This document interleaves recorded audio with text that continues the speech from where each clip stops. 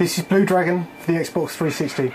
The great hope for the Xbox 360 to crack the Japanese market, and fittingly a resolutely traditional role-playing epic created by the minds behind the original Final Fantasy series and the Dragon Quest series. All that's been done really to take the traditional Japanese role-playing game into the modern age is tart up the visuals. Literally everything else is as you would have found it 15 years ago. So turn-based combat, levelling up, stats management, inventory management. It's all about that. As three children discover that a sand shark that terrorises their local village is actually controlled by a much more sinister character. The Blue Dragon of the title is a creature that appears from behind one of the key characters every time he fights.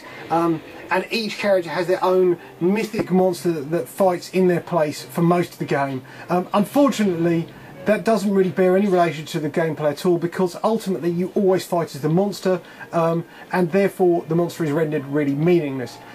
The combats are totally turn-based and classic, with very little innovation at all. The one key thing is you can use a circle when in real time to ensnare other monsters into the fray and even get them to fight each other, which is marginally useful, I guess, but really this is very, very bog standard traditional Japanese role-playing games that ignores an awful lot of the innovation that's been going on in, for instance, the Final Fantasy series in the last few years. So if you're a real retro lunatic, then you're going to love this, but for the rest of us it's 6 out of 10 solid but very, very old school.